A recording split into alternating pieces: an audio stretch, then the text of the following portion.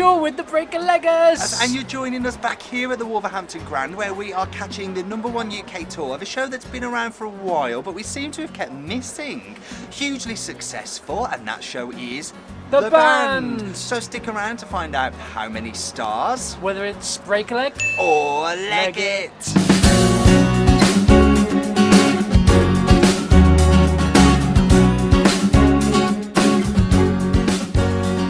So The Band, it feels as if this has been out for a long time. Well, it premiered in September 2017 at the hometown of some of the creatives, and those people are, of course, Take That. Yeah. In Manchester, before it headed out on a UK tour, had a brief stop off in London's West End at the Theatre Royal Haymarket before heading back out on tour, before it's going to go to Germany.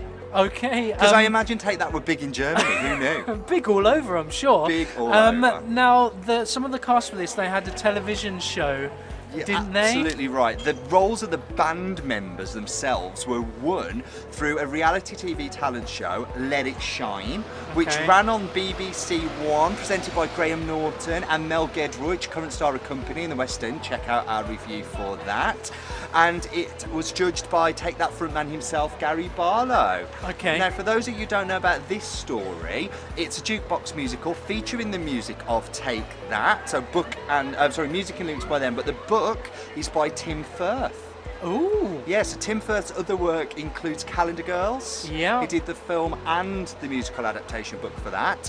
Our House, where it won an Olivier Award for Best New Musical in 2003, and the successful play Neville's Island. Okay. Yeah, lots to go in for it. Now, the musical itself, it's not the story of Take That, we must say. It's an original story. So it's kind of supported by Take That? No, they're not in it at all. So this band is fictional. Yeah, but they are Take That? No, they're not I'm getting Take so That. confused. They're not even Take They're That? not even Take That. They've got the songs of Take That, but they're a fictional band called... So it's a band. The Band. The Band And the have musical- Take That songs. But the musical focuses on the story of 5 women who were best friends as teenagers and big fans of The Band.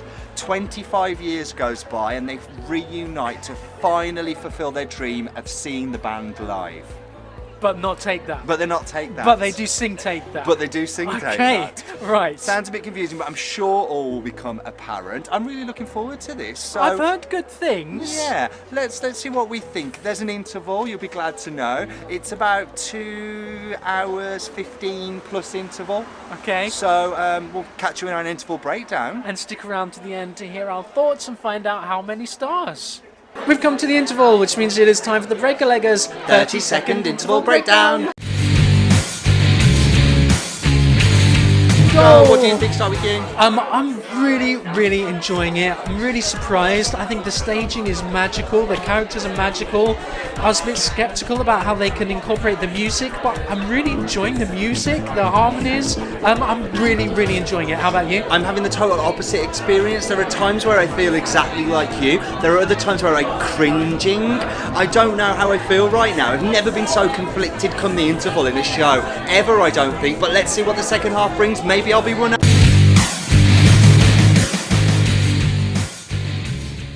So we've come to the end of the band here at the Wolverhampton Grand. So what did you make of that? Because coming out of the interval, I wasn't too sure where you sat. I sat on the Two very conflicting fence. views. And to be honest with you, I'm not entirely off that fence. I think there are some outstanding elements to this production. Don't get me wrong. But our job and what we offer you guys is to look at things objectively against other types of theatre and against pitching them against other productions that we might have seen or you might have seen. And I'm thinking specifically about other jukebox musicals, such as Mamma Mia, which has a great storyline, which has something new and original and a storyline that we've not seen before. This, for me, just didn't seem to have a storyline. It certainly didn't have characters that I felt all that connected to personally. I think other people that are able to maybe sit back and just enjoy it for a very superficial show, which is what it is to me, were having a better time than I was having. Okay, well, I also look at theatre quite objectively. You're not going to see as harsh a critic, I guess, at times than myself, and I completely disagree. I think it's absolutely brilliant. I thought the production was great, the cast was great, the writing it's almost a familiar story. You could almost see where it was going, but done in such a beautiful earthy way. It's a really grounded story, a really grounded characters, and a really nice setup right from the word go, having this young girl who envisages this band being around her, living her life, and then that carries through the whole piece. They're there. It's almost like an ingenious concept that then works. Instead of having the band members popping in and out, a bit messy, because it's set up from the start in such a believable way. I bought into it. I thought it was great. I think one of its strengths is even if you don't like the music specifically of Take That, the phrase that kept coming to my mind whilst watching it was soundtrack to your life. And everyone has a band or a certain style of music which says a lot about them as a person and about the people that they associate with, the people they socialise with, their family even, and that defines them. So I think in that respect it's very relatable. I guess because it doesn't need to be this music though. No, I don't know. Well, no, I guess it could be any music, but it is this music, and this music suits it perfectly through these different moments, through these characters' lives, or the messages they were saying. The songs we've heard before, but suddenly the lyrics mean something very different, and that's what the power of music in general does. That's it. That as You soon find as it we relatable. link music to emotion, it makes something different. But that's where I think it does it really well. And Tim Firth has tapped into, and the creators, musical directors, whoever the writers are, who married the two together, they've understood that perfectly and then put it into a concept on stage for the characters to join in singing, for the band members to be there, for us just to buy it. I found parts of it to be quite magical, and its staging so creative. Well, for me, I wasn't in so much the book. I think the joy of hearing these songs done live is listening to Gary Barlow's songwriting. He is by far and away, I would say, the best British songwriter since Lennon and McCartney. The way that he crafts a perfect pop song just to make it commercial yet emotional. He doesn't sacrifice one for the other. His music's never twee, and it's never anything but classy, which I've always admired about Gary's writing. Okay, there you go. My little love letter to you, Gary. So I guess that's the piece then. We've kind of touched a little bit on the production. I thought the production values of this were fantastic, second to none in terms of set pieces, in terms of projection, in terms of lighting. Hated the lighting personally. Lighting was fantastic. Honest to God, I wondered where people were at times. There were people in shadow, half in light. I thought, are you standing in the wrong place, or is this just lit really badly? I really struggled with the lighting.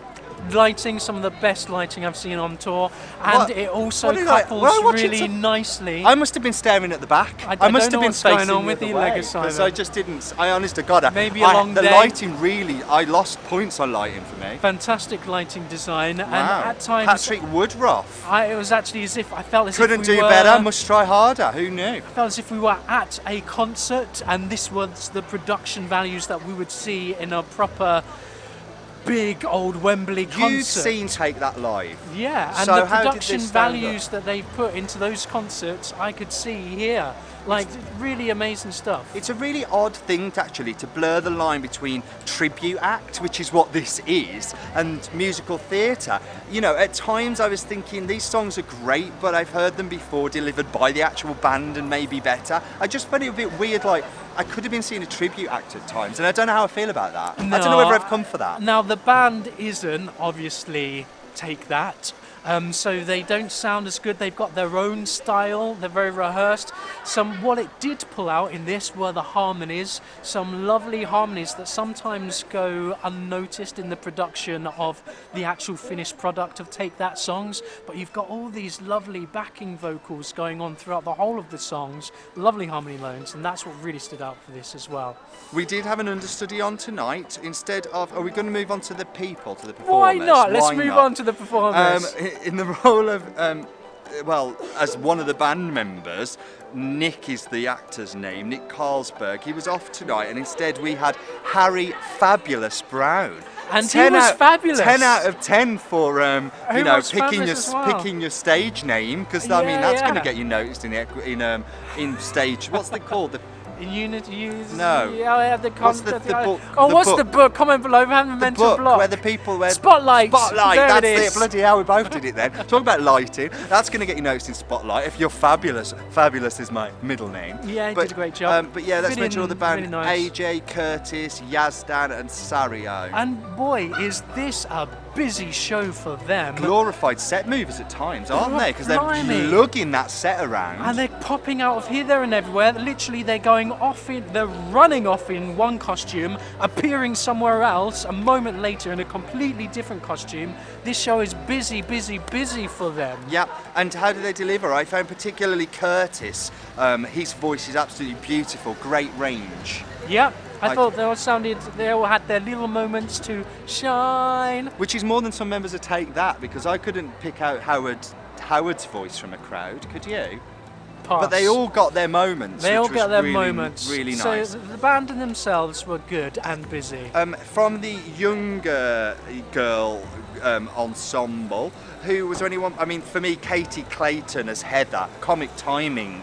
The accent helps a lot, but bloody hell, I thought she was good. Yeah, she was great. Really liked her. I really liked all 5 of them in their own unique individual characters. I thought they did a great job. And the older characters, the older actors, Alice Fitzjohn as Claire. She has them her own, an adult personal tragedy, I would say. Yeah.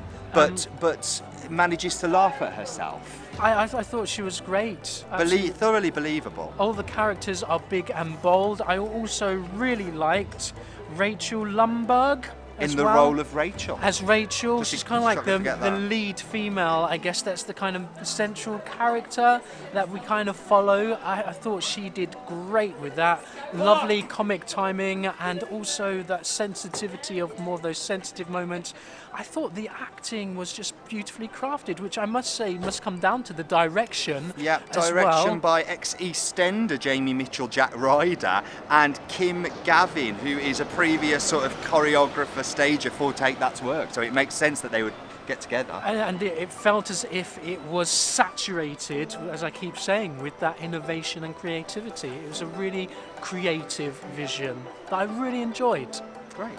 Right, well, let's wrap it up. So for the band out on UK tour, before it hops over to Germany, we are going to give 4 stars for this piece. complete compromise here. Complete because compromise. I would have said it's good. You know, I would have said 3's good, 4's great, 5's outstanding. There's nothing particularly outstanding in this production for me. I had a good time. Did I have a great time? I had a good time. I really enjoyed it. A real surprise. I came in thinking, oh, just another jukebox musical, better take that on tour, whatever. And I got swept along with it. I absolutely really enjoyed it. A real surprise. Music is great, you know, the songs and the story you can really buy into, and I felt emotionally connected to.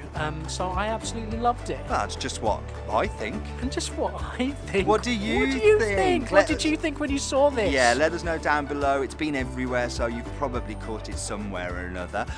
We're the Breaker Leggers. And we'll catch you again soon. Subscribe. Bye. Bye.